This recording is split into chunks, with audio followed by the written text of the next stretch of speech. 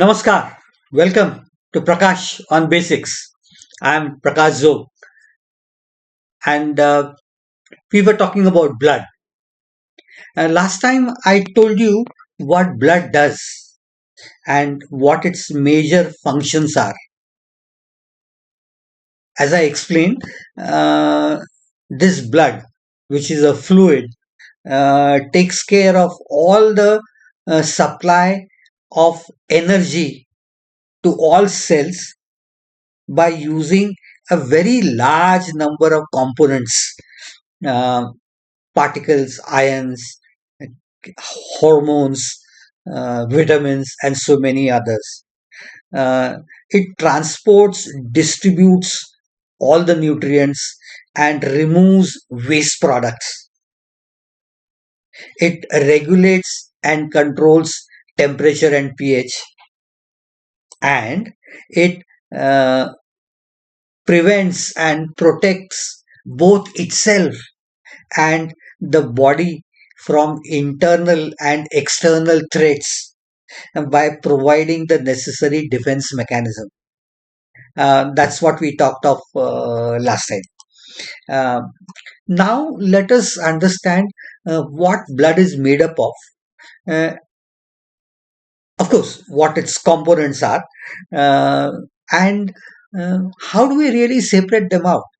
Uh, then we can come to their individual functioning and so forth. The physics, chemistry, biological aspects of blood, and all these components must also be understood in the process as we go ahead. Uh, Realize that blood is not the only fluid in our body, um, but this is the one that actually flows through the vascular system or the tubes that are present within the body. There are four major components of blood. Uh, these words we are going to use immediately before I explain them. So you must know of them. Uh, First is plasma. The second is red blood corpuscles. The third is white blood corpuscles or WBC. And the fourth is platelets. These form the major factors that are or components that are present in blood. Uh, Details we will go ahead as we work through. And this is a fluid, so it can flow like a liquid, pass, satisfy all the properties of fluids or liquids as it passes through all the tubes within our body, which include arteries, veins, capillaries, and so forth. Uh, so typically, blood is called intravascular. That means inside the tubes. Vascular, those are the tubes. Uh, um, and it flows through our vascular system. That means all our tubular system that is there within our body, including the arteries and so forth.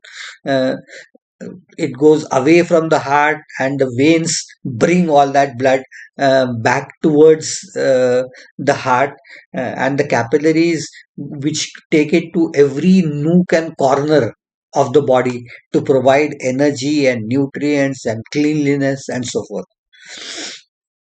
How much is it? Approximately 8% of the total body weight of a person is made up of blood. So if there is a 50 kg person, 4 around 4 kg would be the amount of blood that is present. For adult males, usually the amount of blood is around 5 to 6 liters. Depending upon the size, obviously, and in case of females, it could be anywhere between 4 to 5 liters. But the blood is always red. It's red because hemoglobin, the major component within RBCs, is red. And It carries oxygen. When the oxygen is maximum, it is said to be saturated. So when it is saturated with oxygen, which is oxygenated blood, then it becomes bright red. And when this oxygen has been used up and something else like CO2 or something else has been added on, then it becomes dull red. It doesn't become blue. Many of the diagrams will tend to show you blue shade. That is, blood doesn't become blue. It's either bright red or dull red. Otherwise, you could puncture your vein and have blue blood falling out. That doesn't really happen. Uh, the pH of blood is around 7.35 to about 7.45. Varies a little bit. It's controlled, of course, and it is therefore naturally a bit alkaline. So naturally, when you it is soapy to touch. So when you touch a drop of blood, it appears that soapy nature that it has because it's an alkaline material, and it's slightly warmer than our normal body temperature, around 38 degrees Celsius, 100.4 degrees Fahrenheit. So we are all said to be warm-blooded animals. Whether we are animals or not is a different issue to talk of, maybe sometime. Uh, uh, Blood is like a river which has fish, it has dirt, it has driftwood, it has boats, and uh, all this is floating along this river water that is present. The water is the plasma, which is known as the extracellular matrix, and all the other uh, particles that are floating inside WBC, RBC, platelets, etc., are called as cellular elements because they are individually cells. Uh, there are some other minor components too, usually dissolved in the plasma itself. What these are, I'll come to later on. Mm, these actually could include nutrients, waste, gases, hormones, glucose, which is very essential. Uh, so typically, you can call blood plasma as a solvent that is taking things along. But there are a lot of things that are in blood which don't dissolve in the blood itself, like the driftwood and other material that is there, like RBC and WBC and clots, uh, just like boats and uh, branches and wood and driftwood, all that is just floating around in the river. Same way, all these RBC, WBC clots are all, or if there are clots, are all floating in this blood stream that is moving along. Some things are difficult for the blood to keep dissolved, like fats, like lipids, proteins, fibrinogen. Uh, so it needs to specifically work on this. And in spite of all this material keeps on flowing through arteries, veins, capillaries, continuously throughout your lifelong. You can't have take a rest, take a break, Saturday weekend. So let's relax.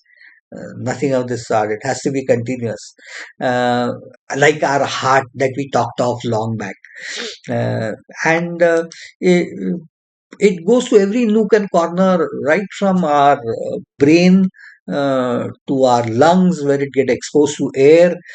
Even in our eyes, there are extremely thin microcapillaries that are there that are taking blood and nutrients all along to every nook and corner of the body. So blood keeps on flowing in this manner. And as I told you, blood is like a river which contains dissolved components, undissolved components, visible components, microscopic components, active components, dead components, essential components, waste. Everything is there in this particular river. or blood river that flows through us. And you can say that blood is more like milk, like it's a colloid. We know that milk is a colloid. It's made up of a number of particles that are so microscopic and so small and so light that gravity cannot settle them down. Same way in blood also, as that, but these are some of the ones I just mentioned, which are difficult to retain in this particle form very easily. So if you churn the whole thing, they'll try to get together and accumulate and form lumps and so forth. Uh, so it is very essential that this whole process must be studied in order to understand that what are the components that are actually present in this complex mixture, suspension, or a colloid. For this, we need to have a certain process. Let's see how blood components are determined. How do you separate them out? How do you identify them? And then later on, we will try and look into the properties and uses of each of these parts later on. Uh, the first step is to take out blood. So the sample is taken using an injection needle. The sample is usually pulled out through your vein. Uh, the pound taken could be anywhere between 5 to 10 cc. It is taken out from the vein and transferred into a glass tube. The caps of these tubes are of different colors depending upon the type of the chemical that has been put inside them. These chemicals are put inside to act in two or three different manners. And depending upon the type of chemicals that are put inside, the caps have been given different colors. We need not bother about them. That's more of a part of pathology lab. Uh, the chemicals that are put inside are of two categories mainly. One is coagulants, the ones that join particles together and make them into lumps, or anticoagulants that prevent formation of lumps. There are many different chemicals, but the most common ones are heparin or sodium citrate. These are the chemicals that are put. So what you do is you put the blood sample is put inside this. The tube is shaken quite well so that it mixes with the chemicals that are there inside, and then these uh, are introduced into a particular container, which is a machine known as the centrifuge, electrically operated, of course. Some of you all who have done science will remember that there used to be a centrifuge machine in the chemistry labs where the test tube used to be turned, and it had to be done by using a handle, and the tubes had to be suspended. You can't do that here. So the machine is electrically controlled, and it has cavities, put a number of tubes inside. Um, Depending upon the size of the instrument, it could be 20, 40, 24, and so forth. So depending upon that, this is the machine in which these tubes are placed, uh, usually in pairs diametrically opposite. That is how the loading is done. And the reason is quite simple. If you put all the tubes on one side, it will get the weight would be on one side and the whole system will begin to wobble. There would be vibrations and the whole system would not really work properly. Remember, if you sit in a giant Ferris wheel, if the number of people sitting is extremely less, then they put a couple of people here, and then instead of putting the next pair here, they wait, take this up and put them in the next socket, which is diametrically opposite, and then this side and this side. Or in when small children are put in that merry-go-round, they don't put both the kids on the same side.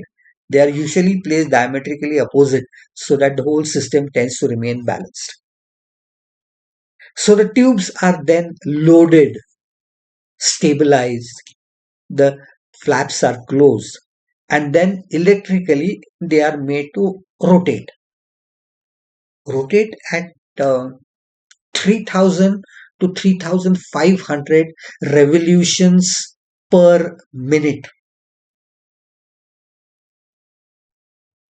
3000 divided by 60.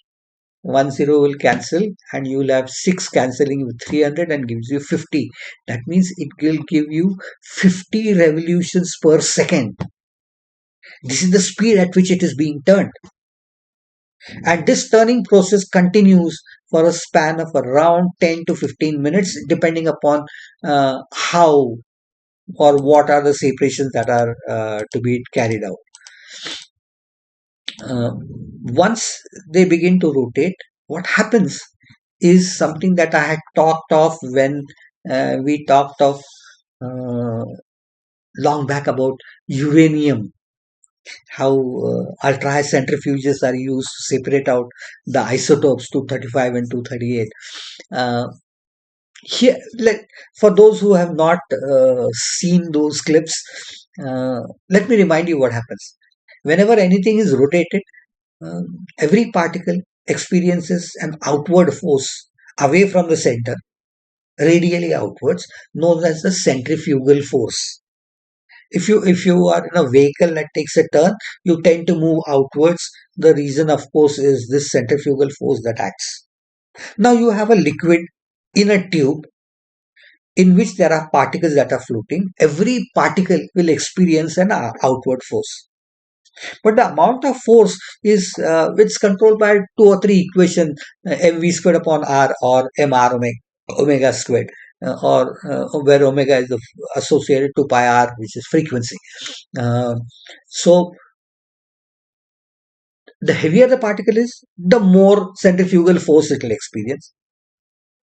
And it is proportional to frequency squared, which means if the frequency is doubled, the amount of force it will experience will be 4 times more. And so what happens is when these begin to spin, the particles experience outward force. There is nothing that can hold them in place. And so the heavier particles tend to move further and further out because there is more force acting on them. The lighter particles will have less force, so they will go move a little slowly. And the ones that are extremely light or they are practically liquid molecules, they will not have that force, and so they will remain at the innermost part. So after about 10-15 minutes, the whole liquid separates out, the whole blood sample separates out into its components. The machine is stopped, but you don't apply brakes to stop it suddenly, otherwise the jerk will move the liquid around and mix it once more. So it is gradually slowed down, and the tubes without disturbance are taken out. If it's a pathological requirement, uh, they would pipette out each of the parts and use them for separate testing. Right now, we are interested in finding out what happens to these, what are these. So you have on top a practically colorless yellowish amber colored liquid on top, a very thin layer which is white, and all the lower half is red. So you can see three sections. The top part, which is approximately 55% of the total, uh, is plasma. Could be about a percentage, about 1 or 2% less, depending upon the water content in the body and so many other factors. So around 54-55% is the plasma on top, straw colored, amber colored liquid on top. This is the plasma. Then there is a very thin white layer. That's a little less than 1% of the total. Actually, it is white, but these are all particles. So they are all cells. So they are white cells or actually colorless cells. And the word used for it is leukocytes, colorless cells. So that's the next layer. That's about 1%. So it's just about noticeable white line. And the lower half is red. The word for red is erythro. So it is erythrocytes. That is the lower part. That means all red cells. And these obviously are red blood cells or red blood corpuscles, which are nothing but red because of the hemoglobin that is present. And their percentage is around 44 to 45%. So around 54-55% liquid on top, which is plasma. The middle layer is leukocytes, which includes white blood cells and platelets. And that is that central part that is there. And the lowermost part is RBC, which is red blood corpuscles. And that's how the liquid blood sample gets separated out into its components. So now we know what the components are. The next logical step is to understand what they do and what are their functions, what are their properties. But that we will do next time. If you have liked whatever I have talked of, please like and subscribe to this channel. Tell your friends about it. Read a little more about it. Understand, if you recollect how samples were taken in your case, if you have given blood samples. And we'll meet back again uh, to understand what is plasma and then possibly what RBCs are and how they function and so forth. Till that time, this is Prakash Zog saying Namaskar.